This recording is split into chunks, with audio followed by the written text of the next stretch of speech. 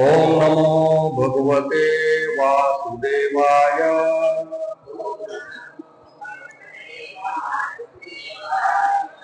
ओम नमो भगवते वासुदेवाय।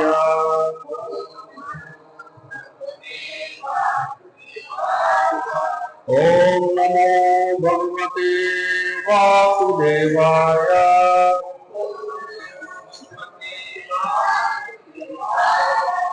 नारायणं नमस्कृत्य नरं चैव नरोत्तमं देवीं सरस्वतीं व्यासं ततो जयमुदीरये। नष्टप्रायेषु अभद्रेषु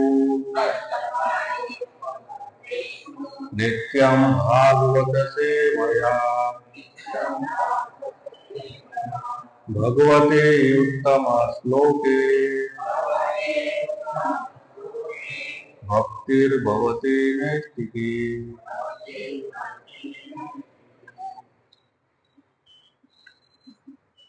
भगवद गीता तेना मूल रूपे अध्याय 2 गीतानो सार श्लोक संख्या 61।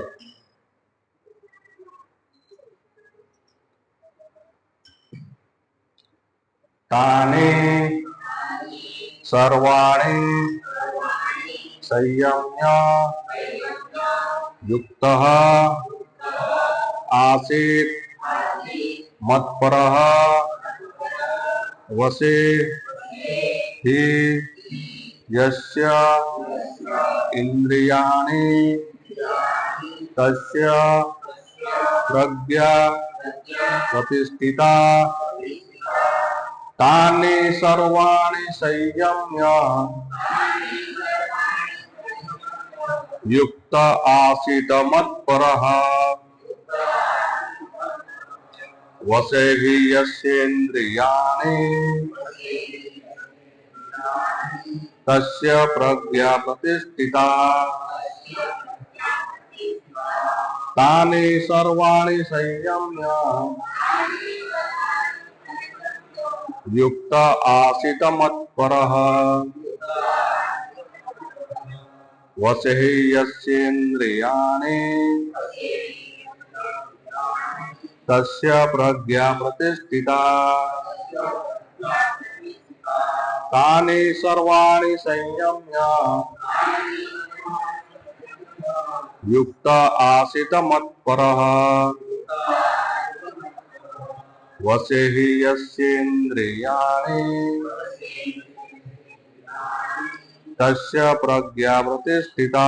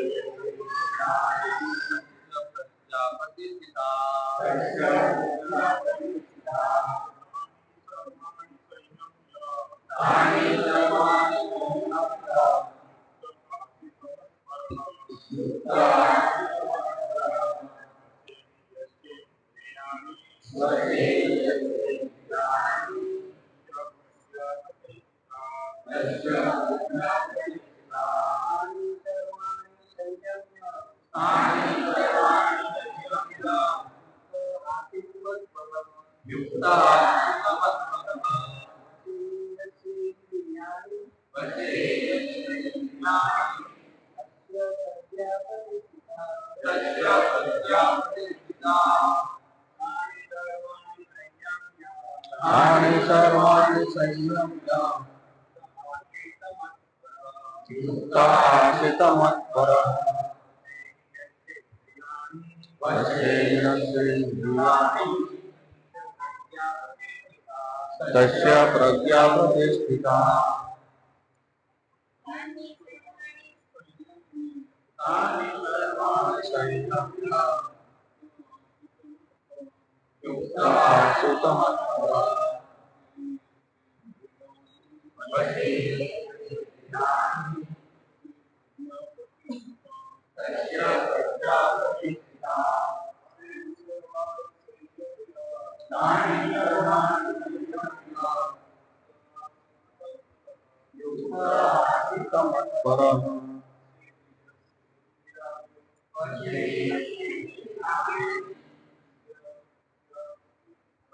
તસ્ય પ્રજ્ઞા પ્રતિષ્ઠિતા.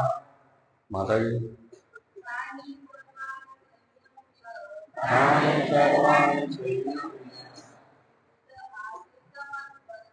યુક્ત આસિત મત્પર વસે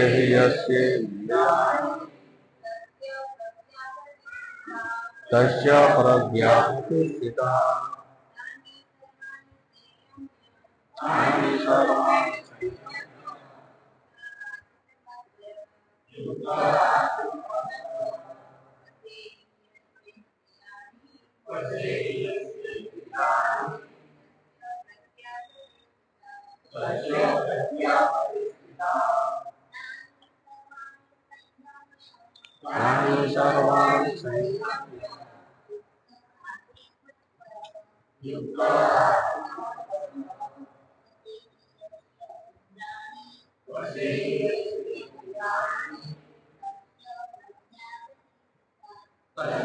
પ્રજ્ઞા પ્રતિષ્ઠિતા. તાની સર્વાણી સંયમ્ય આસિત મત્પરઃ વસે યસ્ય ઇન્દ્રિયાણિ તસ્ય પ્રજ્ઞા પ્રતિષ્ઠિતા. તાની સર્વાણી સંયમ્ય યુક્ત આસિત મત્પરઃ વસે યસ્ય ઇન્દ્રિયાણિ તસ્ય પ્રજ્ઞા પ્રતિષ્ઠિતા.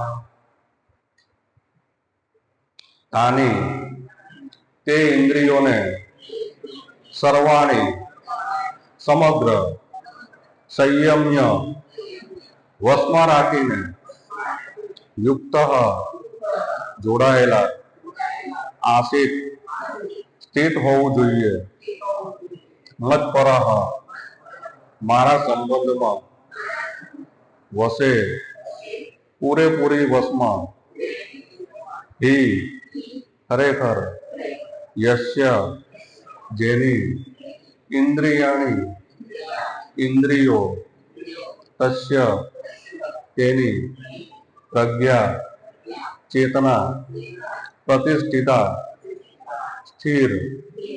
અનુવાદ અને ભાવાર્થ શીલ પ્રભુપાદ દ્વારા. શીલ પ્રભુપાદ કી. જે મનુષ્ય સમગ્ર ઇન્દ્રિયોને સંપૂર્ણપણે નિયંત્રણમાં રાખીને ઇન્દ્રિય નિગ્રહ કરે છે અને તેની ચેતના મારામાં સ્થિર કરે છે તે સ્થિર બુદ્ધિ વાળો કહેવાય છે. એકવાર મારી સાથે બોલજો. જે મનુષ્ય સમગ્ર ઇન્દ્રિયોને સંપૂર્ણપણે નિયંત્રણમાં રાખીને ઇન્દ્રિય નિગ્રહ કરે છે અને તેની ચેતના મારામાં સ્થિર કરે છે તે સ્થિર બુદ્ધિ વાળો કહેવાય છે. ભાવાર્થ.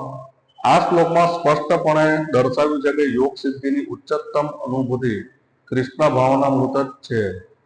જ્યાં સુધી મનુષ્ય કૃષ્ણ ભાવના પરાયણ થતો નથી ત્યાં સુધી ઇન્દ્રિયોને વશમાં રાખવાનું શક્ય નથી.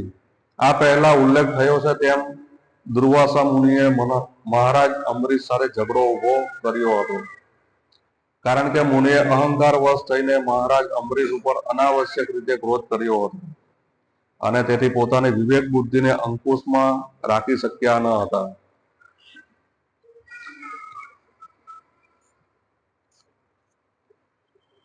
બીજી બાજુએ રાજા મુનિ જેવા શક્તિશાળી યોગી ન હતા પણ ભગવાનના ભક્ત હતા. તેથી મુનિના બધા અન્યાય સહન કર્યા અને અંતે વિજય થયા.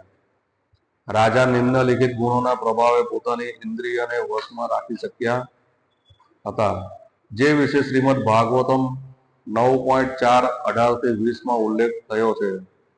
સવે મનઃ કૃષ્ણ પદાર વિંદયો વંચાસી વૈકુંઠ ગુણાનુવર્ણને કરોડ હરેર મંદિર માર્જના દીશુ શ્રુતિ ચકાર અચ્યુત સત્કથોદયે મુકુંદ લિંગાલય દર્શને દસો તદ ભૃત ગાત્ર સ્પંગે અંગ સંગમમ ધ્રાણમ ચ તદ પાદ સરોજ સૌરભે શ્રીમત તુલસ્યા રસાનામ તદ પીર્તે પાદો હરે ક્ષેત્ર પદાનુસર્પણે શિરો ઋષિકેશ પદાભિવંદને કામમ ચ દાસ્યેન તુ કામ્યયા યથોત ઉત્તમ શ્લોક જનાશ્રયા રતિઃ.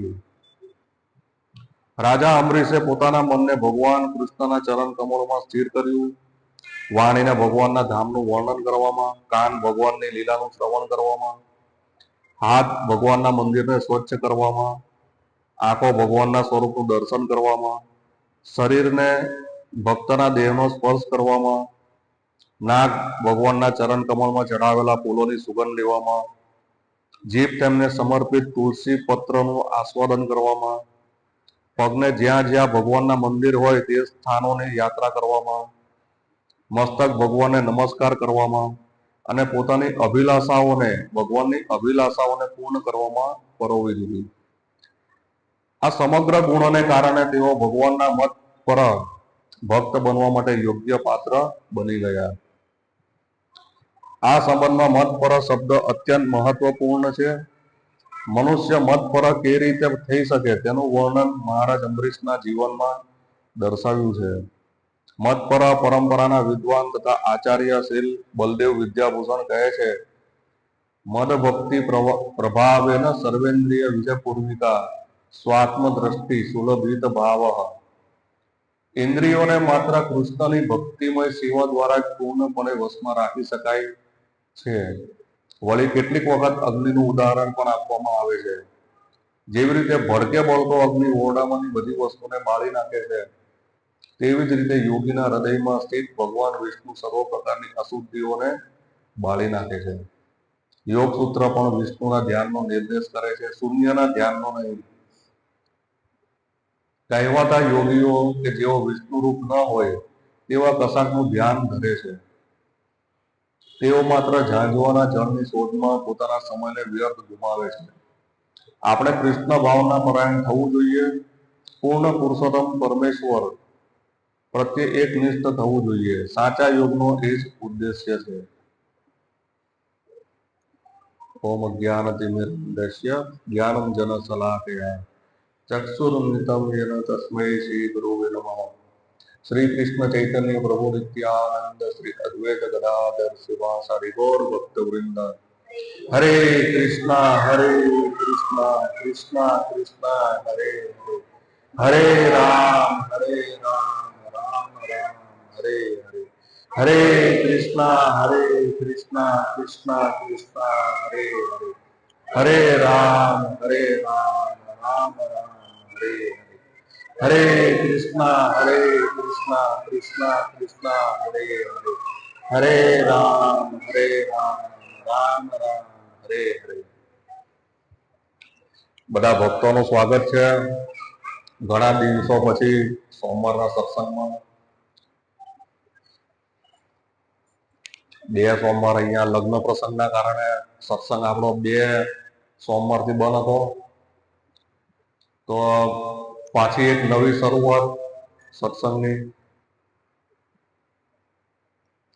તો ભગવાન અહીંયા બહુ સરસ ઉદાહરણ આપે છે કે મત પરહ જે શબ્દ જે ભગવાનના શ્લોકમાં કહે છે,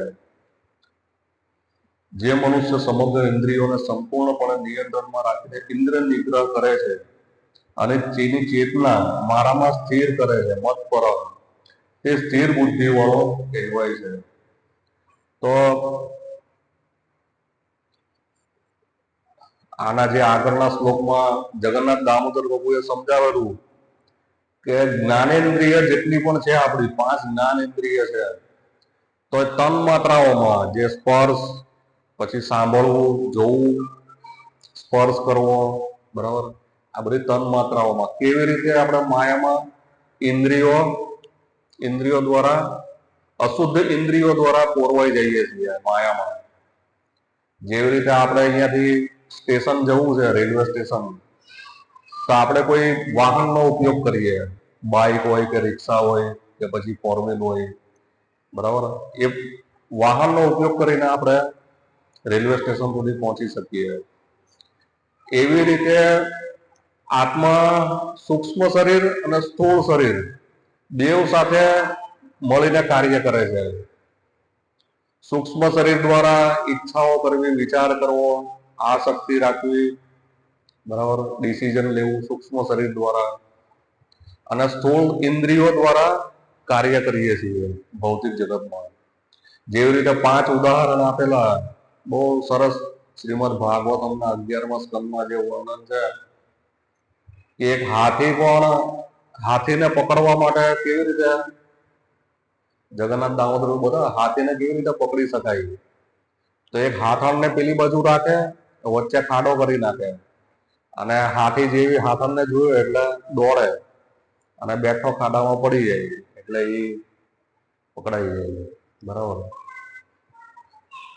હરણ હોય, સૌથી ચંચળ પ્રાણી છે, એને આપણે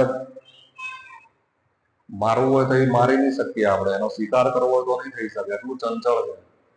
પણ એને સંગીત વગાડે ને એટલે સંગીત સાંભળવામાં એ સ્થિર થઈ જાય, એટલે શિકારી એને મારી દે. બરાબર. જીવા દ્વારા માછલીનું ઉદાહરણ આપેલું, જે કાંટો જે નાખવામાં આવે એટલે માછલી જેવું પકડવા જાય એટલે અંદરનો કાંટો ફિટ થઈ જાય, એટલે ખેંચી લઈ, માછલી પકડાઈ જાય. એવી રીતે આપણે બધા માયામાં આપણી ઇન્દ્રિયો દ્વારા આપણે સંકોચાઈ જઈએ, પકડાઈ જઈએ માયા દ્વારા. અને આપણે ભૌતિક પ્રકૃતિના 3 ગુણો દ્વારા કેવું છે, લપેટાઈ જઈએ માયામાં. પણ અહીંયા બહુ સુંદર ઉદાહરણ આપ્યું છે પ્રભુપાદે.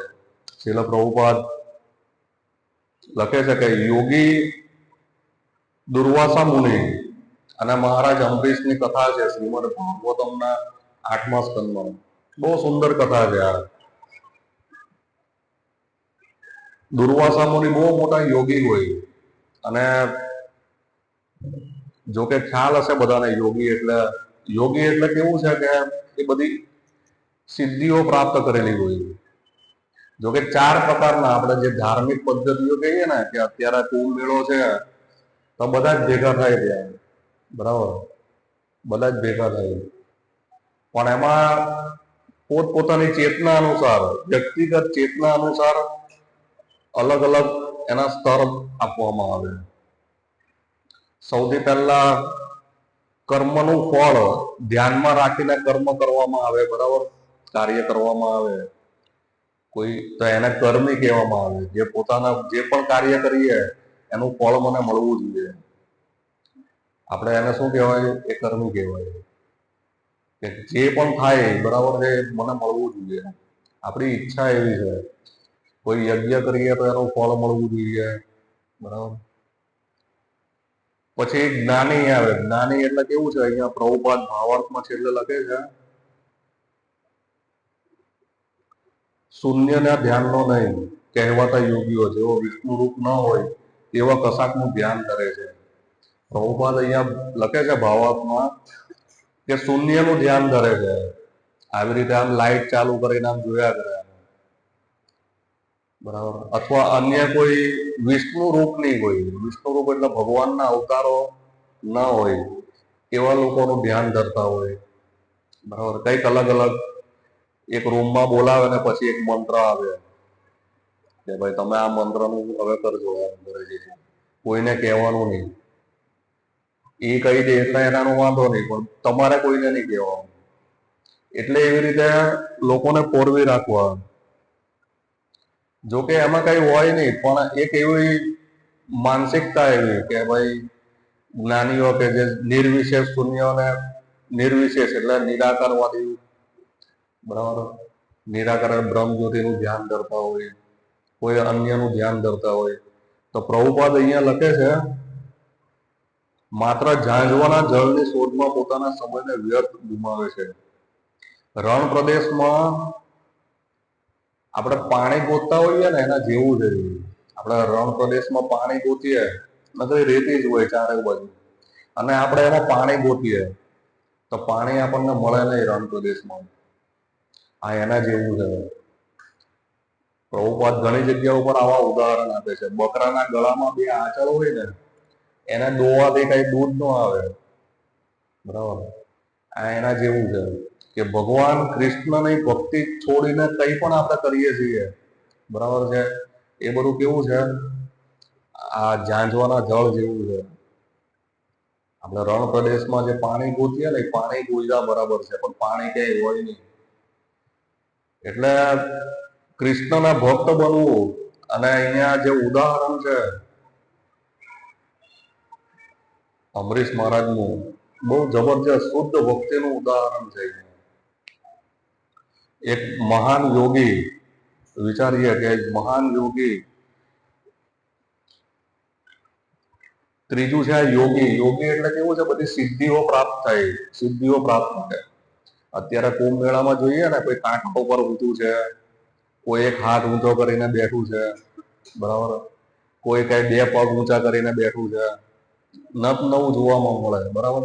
પણ એ બધું કેવું છે, સિદ્ધિઓ પ્રાપ્ત કરીને પોતાનું પ્રદર્શન કરે. આપણે જોઈએ કે કંઈક ચમત્કાર કરી નાખે એટલે લોકોને એવું લાગે કે ઓ આ તો કઈ અલગ લાગે છે, ભગવાન સમાન ગણી છે.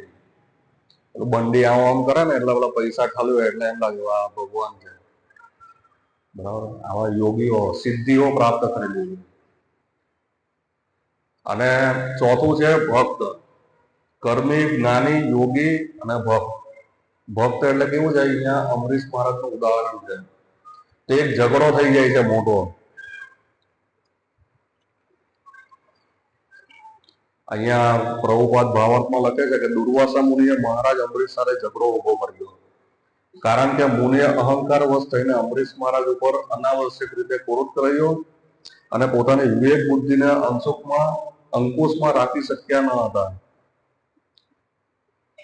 અને અમરીશ મહારાજ હતા એ કેવા હતા, આટલા બધા શક્તિશાળી નહીં હતા. અમરીશ મહારાજ કેવા એકદમ ભક્ત એટલે કેવા એકદમ સરળ. એની પાસે કોઈ એવી સિદ્ધિઓ નહીં હતી. જેવી રીતે દુર્વાસા મુનિ એક શ્રાપ આપીને આખું જેટલું મોટું રાજ્ય હોય ને તો એ ભસ્મ કરી શકે, એવા દુર્વાસા મુનિ. જોકે 5 પાંડવોની પણ કથા છે. દુર્વાસા મુનિ 10,000 શિષ્યોને લઈને દ્રૌપદીને ત્યાં પ્રસાદ લેવા માટે જે ચોખાના દાણા દ્વારા ભગવાન બધાની ભૂખ મટાડી દે છે, બરાબર. પણ એ અમરીશ મહારાજની સાથે અહીંયા ઝઘડો થઈ જાય છે કે 11 બીજે દિવસે દુર્વાસા ઋષિ આવે છે અને કઈ સ્નાન કરવાને એના માટે કઈ જાય છે, અને પારણાનો સમય થઈ જાય છે, તો કઈ જળપાન કરી લે છે એક સમયે દુર્વાસા અમરીશ મહારાજ. તો એમાં આવીને એ ક્રોધવશ થઈ જાય, ક્રોધ કરી લે છે કે ભાઈ મારી રાહ જોવે છે, અતિથિની રાહ નથી જોતા ને તમે આવી રીતે પી લો છો. અને એની પર પોપાઈમાં એમ થઈ જાય છે. તો એની પછાડી કઈ એવું કઈ મને બહુ યાદ નથી, પણ એ ક્રોધિત થઈ જાય છે. અને પછી એને બચાવવા માટે ભગવાન વિષ્ણુનું સુદર્શન ચક્ર ત્યાંથી આવે છે. અને દુર્વાસા ઋષિ જે ત્રણેય લોકના જે ઓથોરાઇઝ જે છે મોટા મોટા દેવી દેવતાઓ, બ્રહ્માજી પાસે જાય છે, શિવજી પાસે જાય છે, ભગવાન વિષ્ણુ પાસે જાય છે, બરાબર. ત્રણેય લોકો પાસે જાય છે. પણ એ ત્યાં દરેકે દરેક કોઈ એમને બચાવી નથી શકતું. અને ભગવાન વિષ્ણુ કહે છે કે મારા ભક્ત પાસે જ જવું પડશે. અને એ પાછા અમરીશ મહારાજ પાસે આવે છે અને ત્યાં ક્ષમા માંગે છે, અને સુદર્શન ચક્ર એને ક્ષમા કરી દે છે. અને સુદર્શન ચક્ર પછી જતું રહે છે. એટલે ભગવાન વિષ્ણુ પણ ભગવાનના ભક્તોની રક્ષા કેવી જબરજસ્ત કરે છે. અને એ જ સમયે જો કદાચ આપણી પછાડી કોઈ રીતે કોઈ અગ્નિ કે એવી રીતે કોઈ યોગી કરે તો આપણે ત્યાંથી ભાગી જઈએ, અથવા આપણે કંટ્રોલ નહીં કરી શકીએ. કોઈ આપણી સામે ક્રોધ કરે તો આપણે ક્રોધ કરી દઈએ ને સામે. હા, રૂપ ગોસ્વામી કહે છે ભક્તોના જે ગુરુ બનવા માટેના યોગ્ય જે લક્ષણો છે ને એમાં 6 પ્રકારની ઇન્દ્રિયો પર કંટ્રોલ હોવો જોઈએ ભક્તોને. છ પ્રકારની. તો એ આખા વિશ્વમાં શિષ્ય બનાવવા યોગ્ય બને છે. આપણે જે પ્રચાર કરીએ છીએ, પ્રચાર કરવા માટે કેવું છે, એની યોગ્યતા બહુ જરૂરી હોય છે. રૂપ ગોસ્વામી ઉપદેશામૃતના પહેલા શ્લોકમાં કહે છે, વાચા વેગમ એટલે વાણીનો વેગ, બરાબર, મનનો વેગ,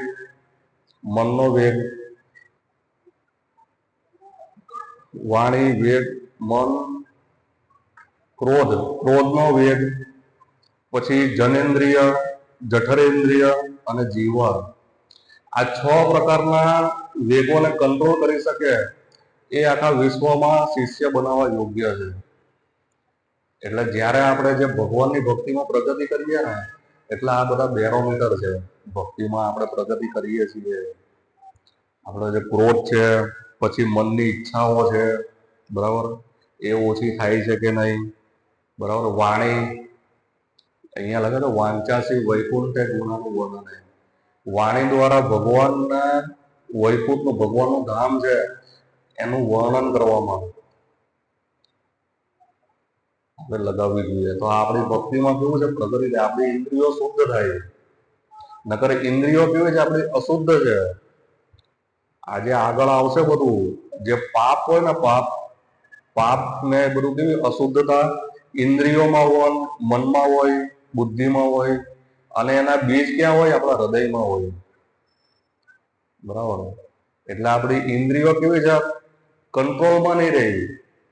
આપણું જો મન પણ આપણે વિચારીએ કે હરે કૃષ્ણ મહામંત્રનો જપ કરતા હોઈએ, માળા કરતા હોય, પણ આપણું મન સતત ચાલુ થઈ જાય, બીજું વિચારે, આનું આમ કરી નાખીએ, આનું આમ કરી નાખીએ, આમ કરી નાખીએ, અને આપણું માળા ઉપરથી ધ્યાન જતું રહ્યું, કા ભવિષ્યમાં જતું રહે, કા ભૂતકાળમાં જતું રહે, આમ બન્યું ને, આમ થયું ને, પેલું થયું ને, બરાબર, કા ભવિષ્યમાં જતું રહે, આમ થશે, બરાબર.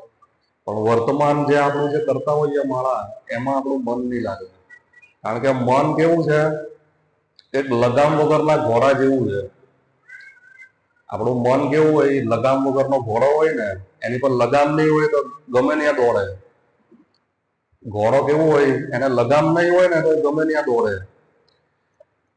એવી રીતે ઇન્દ્રિયો પણ એવી રીતે જ હોય. ઇન્દ્રિયો કેવી છે, અશુદ્ધ ઇન્દ્રિયો સાપ જેવી છે, ઝેરી સાપ જેવી, જે ખાલી ઝેર જ ઉપડે. એટલે આપણી ઇન્દ્રિયોને કેવું છે, સર્વપ્રથમ ભગવાનની સેવામાં લગાડવી જોઈએ. જે અહીંયા મહારાજ અમરીશનું બહુ જબરજસ્ત ઉદાહરણ છે. સવે મન કૃષ્ણ પદારવિંદો વંચાસી વૈકુંઠે ગુણાનું વર્ણન કરો હરેર મંદિર માં જનાદીશું. તો ભગવાનની સેવામાં સર્વપ્રથમ આપણે કેવું છે, ઇન્દ્રિયોને ભગવાનની સેવામાં. જો આપણે અહીંયા સત્સંગમાં આવીએ છીએ, બરાબર, ભક્તોના સંગમાં રહીએ, તો આપણી ઇન્દ્રિયો ઓટોમેટિક ભગવાનની સેવામાં લાગે, ઓટોમેટિક જ. જેવું જ આપણે સત્સંગમાં આવીએ અથવા ભક્તોના સંગમાં આવીએ, એટલે આપણી બધી ઇન્દ્રિયો ભગવાનની સેવામાં લાગે, અને આપણું મન પણ કૃષ્ણનું ચિંતન કરવા માંગે, બરાબર. પણ આ બધી વસ્તુ કેવું છે, જ્યાં સુધી ભક્તોના સંગમાં હોઈએ ને, ત્યાં સુધી ભક્તોના સંગમાંથી જતા રહીએ એટલે આપણું કેવું છે, બધું જ વિખાઈ જાય, બરાબર. એક મોટું રાજ્ય હોય ને, પ્રભુપાદ એક ઉદાહરણ આપે છે, એક બહુ મોટું રાજ્ય હોય, એક રાજા હોય, એક મંત્રી હોય અને એક સેનાપતિ હોય, અને ઘણી બધી સેનાપતિની નીચે બધી સેનાઓ હોય. તો રાજા હોય ને, રાજા એને ઘણા બધા કાર્ય કરવા હોય. એને કાર્ય કેવા છે, ઘણા બધા કાર્ય કરવા હોય રાજાને. પણ એનો મંત્રી કેવો હોય, બીમાર રહેતો હોય. એનો મંત્રી કેવો હોય, બીમાર હોય, બહુ એટલે બહુ બીમાર હોય મંત્રી. એના જે ડિસિઝન લેવા હોય તો ડિસિઝન નહીં લઈ શકે, બરાબર, સલાહ સૂચન નહીં કરી શકે. મંત્રી એવો મંદ પડી જાય, બીમાર પડી જાય, બરાબર. પછી સેનાપતિ હોય, સેનાપતિ રાજાનું કહેલું નહીં કરતો હોય. કારણ કે જે મંત્રી દ્વારા જે રાજ્ય ચલાવવાનું હોય, એ રાજ્ય બરાબર ચાલતું નહીં હોય એટલે સેનાપતિ કેવું કરે, એ રાજાનું માનવાનું બંધ કરી દે. અને સેનાપતિ જો રાજાનું નહીં માને બરાબર, તો રાજાની જે સેનાઓ હોય, સેનાપતિની નીચે જેટલી પણ સેનાઓ હોય એ પણ પછી રાજાનું કહેલું કરતું બંધ કરી દે. બરાબર, આપણે આ સમજવું જોઈએ. રાજા જો મંત્રી બીમાર છે, સેનાપતિ માનતો નથી, એટલે સેના પણ હવે પોતપોતાની રીતે જીવન જીવે છે. બરાબર, એટલે તો રાજા શું કરે? રાજાએ શું કરવું જોઈએ? મંત્રી બીમાર છે, સેનાપતિ કોઈનું સાંભળતો નથી, બરાબર, રાજાનું સાંભળતો નથી, તો રાજાએ શું કરવું જોઈએ? તો પ્રભુપાદ એવું ઉદાહરણ આપે છે કે રાજાએ સર્વપ્રથમ છે ને સેના હોય ને, સેના પ્રજા, એ પ્રજાને કંટ્રોલ કરી લેવી જોઈએ, પોતાના અંડરમાં લઈ લેવી જોઈએ. અને જો સેનાપતિ નહીં માનતો હોય તો સેનાપતિને જાતો કરી દેવો જોઈએ જ્યાં જાય છે. બરાબર, ઓટોમેટિક સેનાપતિ કંટ્રોલમાં આવી જાય. સેનાને આપણે કવર કરી લઈએ, સેના અને જે પ્રજા હોય રાજ્યની એને કવર કરી લઈએ તો ઓટોમેટિક સેનાપતિ પણ આવી જાય અને મંત્રી પણ પછી એનું કાર્ય કરવા માંડે. બરાબર, એટલે જે આપણું જે શરીર છે એ કેવું છે? એક રાજ્ય જેવું છે. બરાબર, એનો રાજા કોણ છે? આપણો જે આત્મા છે ને, આપણે સ્વયં આત્મા, આ શરીરમાં રહેલો આત્મા, એ રાજા છે. અને આ કળિયુગમાં લોકો કેવા છે? મંદ બુદ્ધિના છે. બરાબર, આપણી બુદ્ધિ કેવી છે? મંદ બુદ્ધિ છે.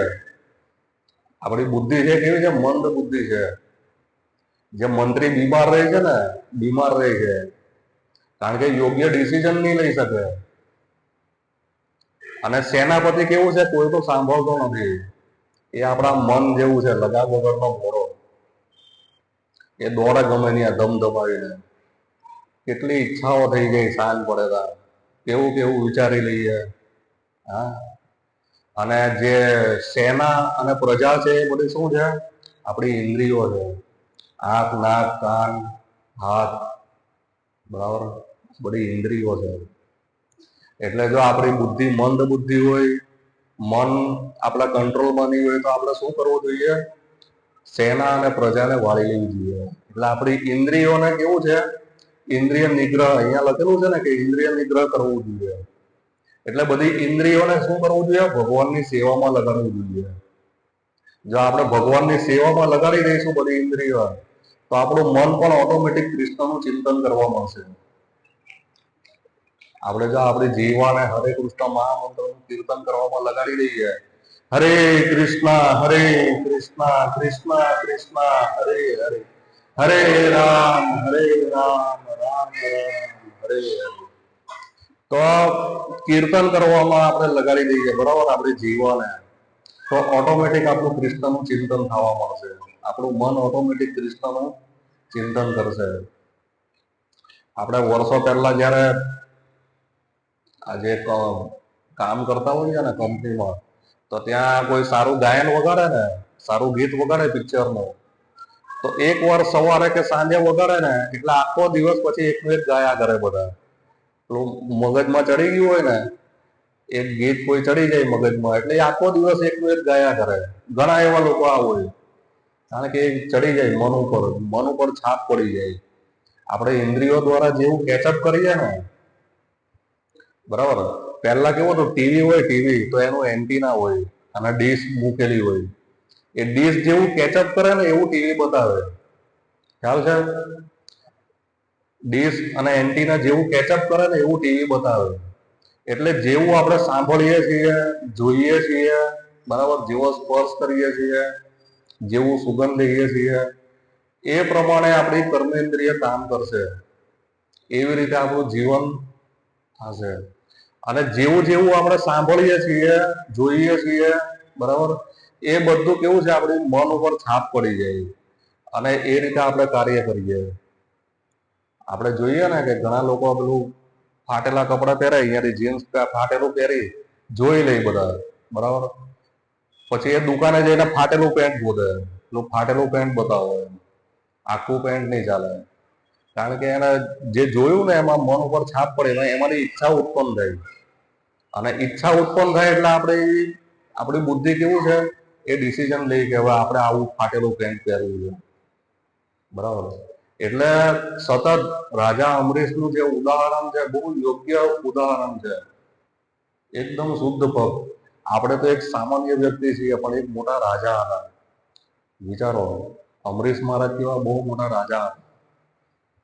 અને અમરીશ આ જે દુર્વાસા ઋષિ સાથે એક ઝઘડો થઈ જાય છે, અને પોતાની ઇન્દ્રિયોને કમ્પ્લેટ 1 વર્ષ સુધી દુર્વાસા ઋષિ આમ ફરીને આવે ને, જે ત્રણેય બ્રહ્માજી, શિવજી પાસે, વિષ્ણુ પાસે જઈને આવે ત્યાં સુધી ત્યાં જ ઉભા રહી અને એમની રાહ જોવે છે 2 હાથ જોડીને, બરાબર.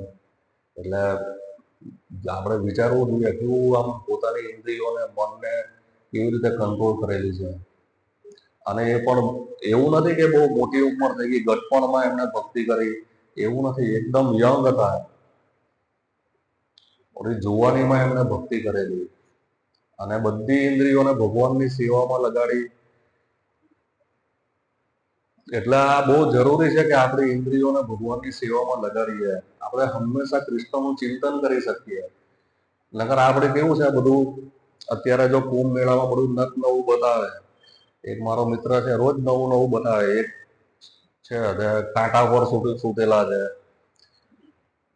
તો મેં કીધું એમને મળે સારું કહેવાય, એ યોગ સિદ્ધિ પ્રાપ્ત કરીને આવું બધું કરી શકતા હોય. કોઈ એક છે તો કેટલા વર્ષોથી આમ હાથ ઊંચો કરીને છે, એવા ઘણા બધા યોગીઓ છે, બરાબર છે. પણ જ્યાં સુધી કૃષ્ણના ભક્ત નથી બનતા ને, ત્યાં સુધી કૃષ્ણ પ્રેમ નથી મળતો. હરે કૃષ્ણ મહામંત્રનું કીર્તન નથી કરતા, ચિંતન નથી કરતા, બરાબર. ભગવદ્ ગીતા, ભાગવતમ નથી વાંચતા, ત્યાં સુધી આપણને કેવું છે, કૃષ્ણ પ્રેમ ક્યારેય નહીં મળે. આ લોકો બહુ મોટી મોટી સિદ્ધિઓ પ્રાપ્ત કરીને બધું જેવું આપણે કરવું એવું થાય. કદાચ એક ગ્રહની રચના પણ કરી શકે. બહુ મોટા યોગીઓ હોય તો ગ્રહની રચના પણ કરી શકે, તો પણ એ ભગવાન નહીં બની શકે. અને કૃષ્ણ પ્રેમ ક્યારેય પ્રાપ્ત નહીં થાય. એના માટે કૃષ્ણની સેવા કરવી પડે, ભગવાનના દાસ બનવું પડે, ભગવાનના સેવક બનવું પડે. ભગવાનના દાસ બનીએ ને ત્યારે જ આપણે કૃષ્ણ પ્રેમનું આસ્વાદન કરી શકીએ. નમ્રતા એકદમ, બરાબર.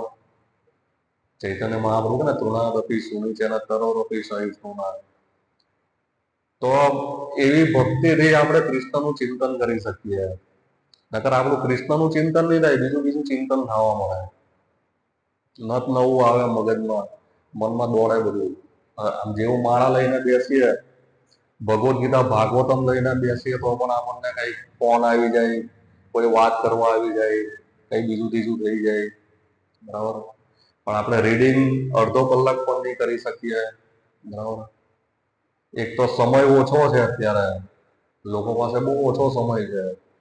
50, 60, 70 વર્ષની આયુષ્ય હોય, એમાં કીધું હોય કે ભાઈ સત્સંગમાં આવો, તો લોકોની પાસે સમય નહીં હોય.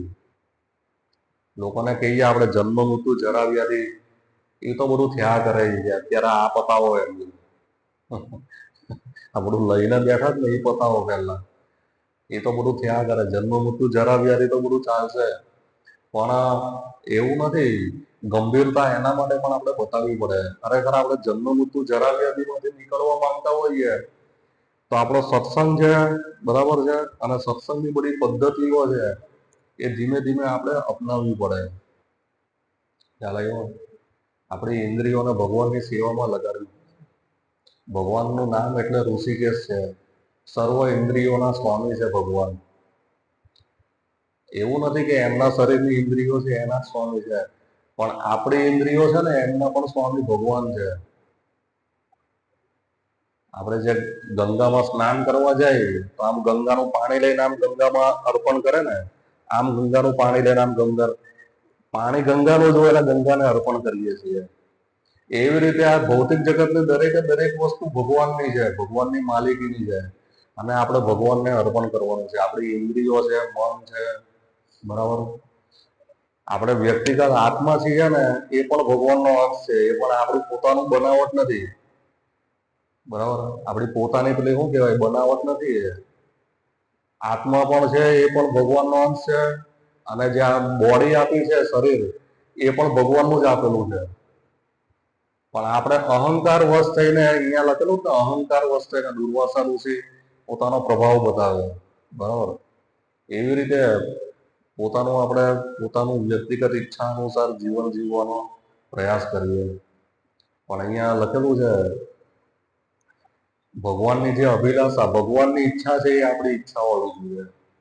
એટલે ભગવાનની ઈચ્છા એ જ છે, અમારા આજ્ઞા ગુરુ વૈયે તારો દેશ, જ્યારે દાખો તારે કહો કૃષ્ણ ઉપદેશ. ભગવાનની ઈચ્છા છે કે જેને મળો એને કૃષ્ણનો ઉપદેશ આપો. જેને પણ મળો હરે કૃષ્ણનું ચિંતન કરાવો, નામ બોલાવડાવો. આપણે બોલીએ ને હરે કૃષ્ણ, એટલા સામે વાળા હરે કૃષ્ણ બોલે. હા, ભગવાનનું નામ લીધું એવી રીતે.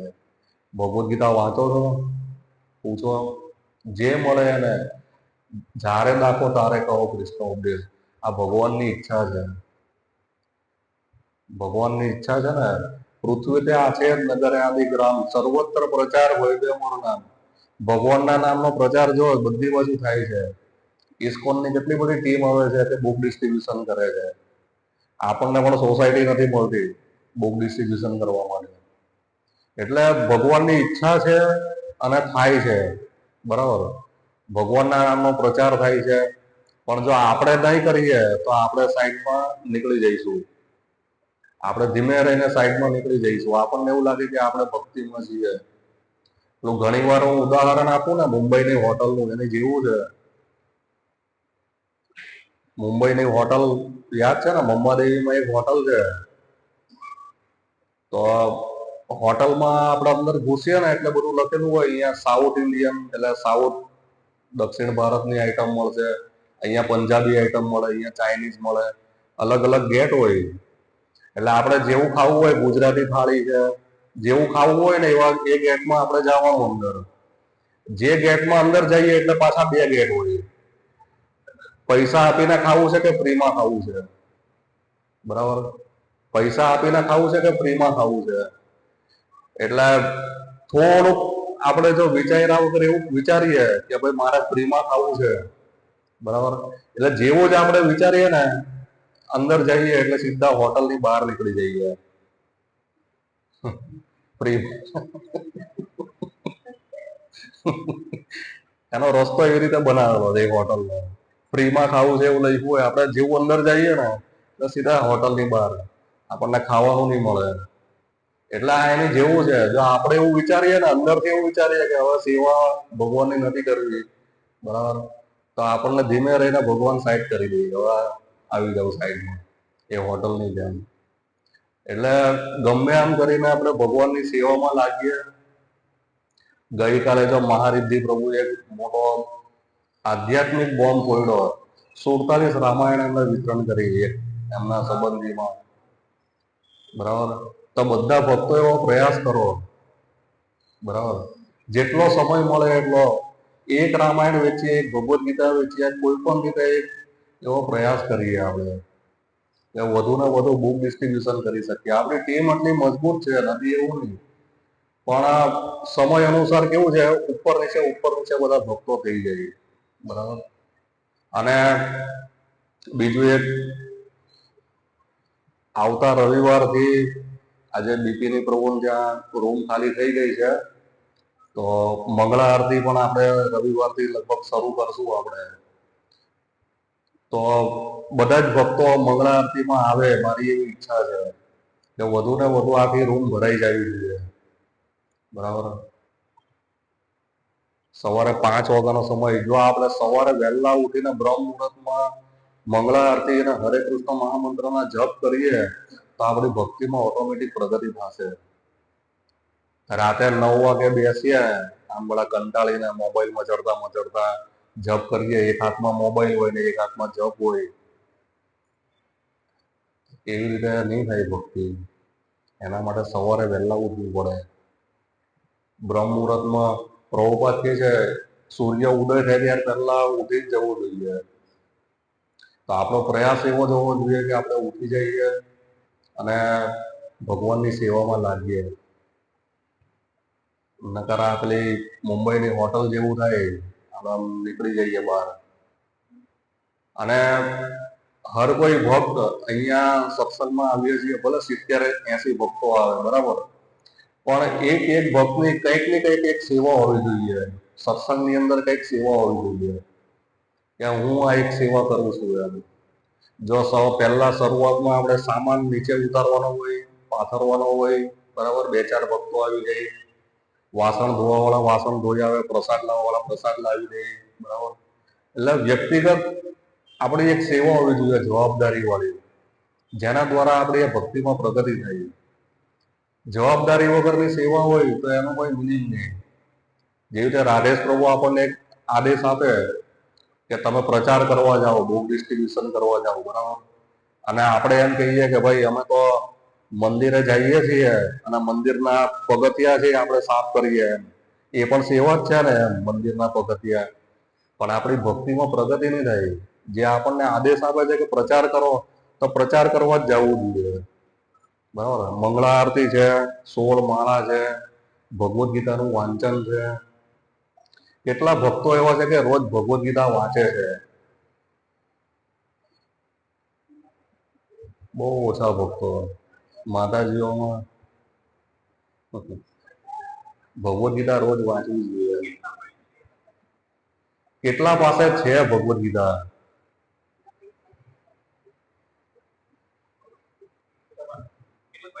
કેટલા પાસે નથી? આજે ફ્રીમાં આપી દઈએ, ચાલો, નહીં હોય તો. પિસ્તોલ બધા